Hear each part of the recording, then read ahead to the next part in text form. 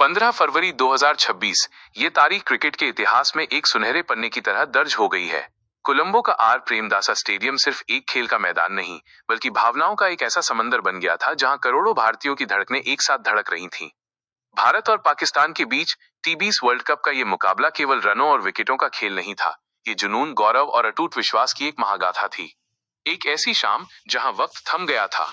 जब टॉस हुआ और पाकिस्तान ने पहले गेंदबाजी का फैसला किया, तो स्टेडियम में मौजूद हर दर्शक की सांसें थमी हुई थीं। कोलंबो की हवा में एक अजीब सी बेचैनी और उत्साह का मिश्रण था।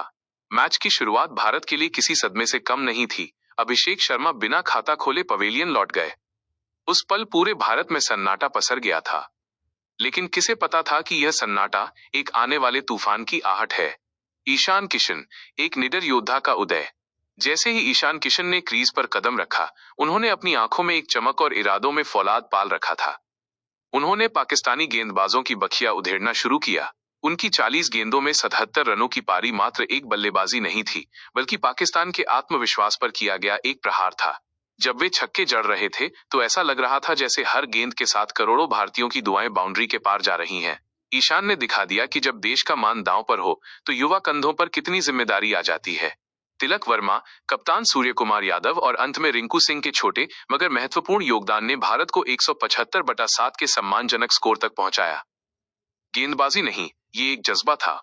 जब पाकिस्तान की टीम 176 रनों का पीछा करने उतरी, तो भारतीय गेंदबाजों की आंखों में वो आग थी जो किसी भी दीवार को राख कर सकती थी। जसप्रीत बुमराह की वे जादुई गेंदें, हार्दिक पांड्या का वो आक्रामक जोश और अक्षर पटेल व वरुण चक्रवर्ती की फिरकी का जाल, पाकिस्तानी बल्लेबाज एक एक कर ताश के पत्तों की तरह ढहते चले गए। एक समय स्कोर 13 पर 3 विकेट था।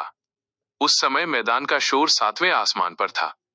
हर विकेट के साथ तिरंगा लहरा रहा था और स्टेडियम चक दे इंडिया के नारों से गूंज रहा था। पाकिस्तान की पूरी टीम महज 114 रनों पर सिमट गई और भारत ने 61 रनों की ऐतिहासिक जीत दर्ज की। जीत के वो भावुक पल, जैसे ही हार्दिक पांड्या ने आखिरी विकेट लिया, पूरा मैदान नीले समंदर में तब्दील हो गया। खिलाड़ियों की आंखों में खुशी के आंसू थे। एक दूसरे को गले लगाते हुए उनके चेहरे बता रहे थे कि ये जीत उनके लिए क्या मायने रखती है। ड्रेसिंग रूम की बालकनी से लेकर भारत की हर गली तक आतिशबाजी और मिठाइयों का दौर शुरू हो गया।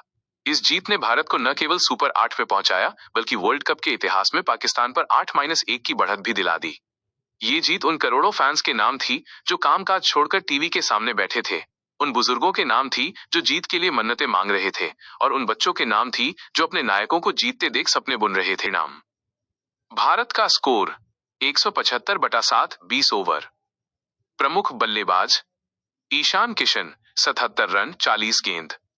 पाकिस्तान का स्कोर 114 ऑल आउट 18 ओवर।